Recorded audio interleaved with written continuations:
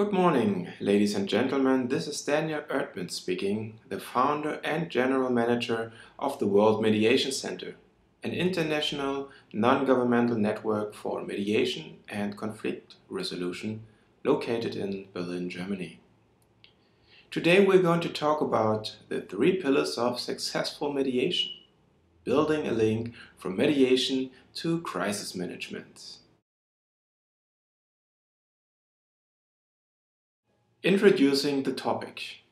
There are currently various concepts with regard to what mediation and crisis management actually is. A major part of these approaches is characterized by adding a multitude of techniques, systems, and models that were originally not associated with mediation. In order to be a successful negotiator, we need to distinguish between the concept of broadening the system horizon of skills and the idea of concentrating on the core competences and basic skills of a professional. Therefore, I will introduce to you the self-conception of modern negotiation and the secret of interdisciplinary intelligence, building a link from mediation to crisis management, with a focus on the usability for hostage negotiation.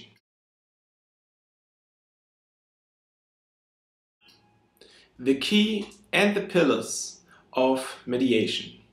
Modern investigations pointed out that successful mediation is based on a structure of 3 pillars, namely A. The understanding of conflict, B. The accurate use of communication skills, and C. The professional knowledge of the procedure of mediation. It would definitely go too far for now to discuss each topic in a detailed way. What I would like to do is to state the individual aim of each point.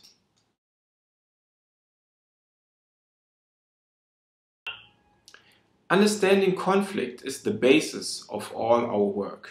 Therefore, we should be well trained and know spontaneously answers to questions such as what a conflict actually is, when and why a conflict becomes physical, what a conflict may do with the involved parties, how a conflict is born, where, why, and when a conflict may occur, how a conflict subsists itself, and how to transform a conflict.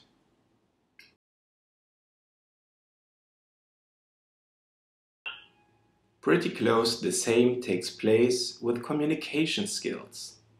Working with human beings demands a high level of understanding the ways and effects of communication in general. In our case, communication is used to optimize our negotiation process.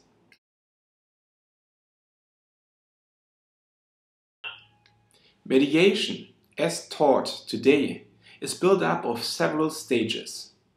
Students that learn this special negotiation system in the beginning normally struggle a lot in order to step forward from stage to stage.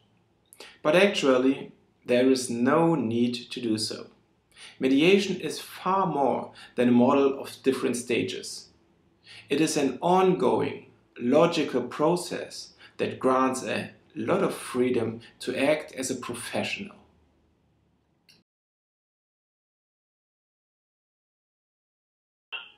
Normally, a mediator needs to know the involved parties and build up a corresponding contact. Later on, he needs to know what the conflict is about and the topic to be settled. He further listens to the individual terms of conciliation. Hereby, each party learns about the interests and positions of the counterpart. After such a disclosure, he asks the parties to establish a draft agreement by sorting out terms of conciliation that are no longer of interest. Finally, he asks the parties to sign this draft agreement in order to forward it to become a legal document.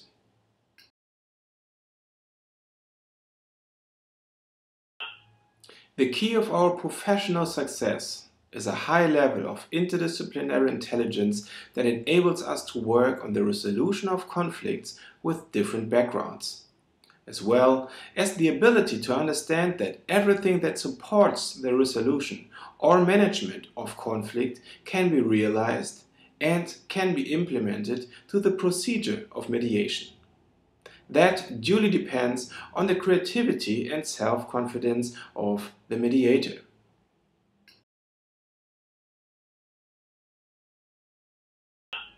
Situations that call for crisis management. People who are involved in diplomacy know about the endless external risks that may provoke a failure of mediation. Despite of that, we also find internal problems that can stop such a negotiation. Namely, the risk that one or more parties are not actively involved in the process of finding a solution.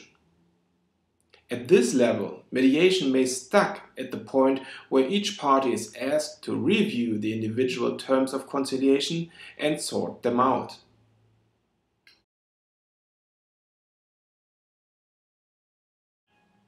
An example for crisis management to be used in mediation and hostage negotiation. A very powerful technique to counter blocks and to broaden and evoke alternatives to the terms of conciliation is effective crisis management. This technique endorses the disputant's position but enforces him to create a catalog of possible solutions. I will introduce to you now a fictive dialogue between a disputant, namely party A, and a mediator.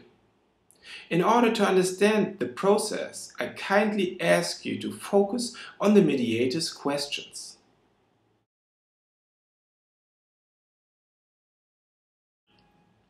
Party A: I struggle with problem X.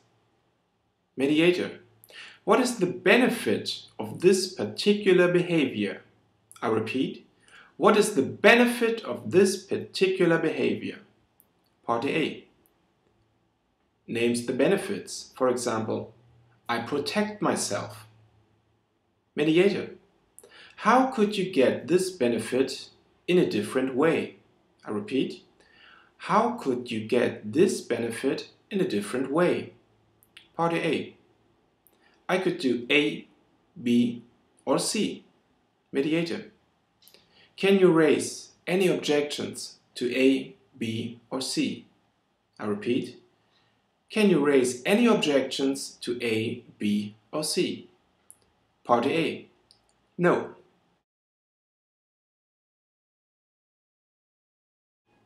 Interdisciplinary intelligence. I recommend the reflection and analysis of this example to each of you. The required interdisciplinary intelligence will help to understand the value of crisis management as recently described and will help to implement it to several cases.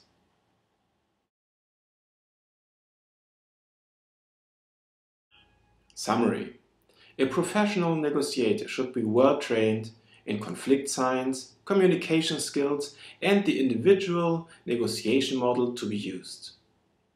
Mediation and hostage negotiation guard internal logical processes. The individual interdisciplinary intelligence of the mediator grants a high level of freedom in order to enforce the solution of the dispute.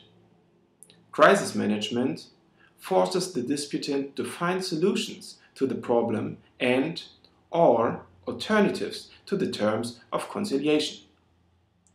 Thank you very much.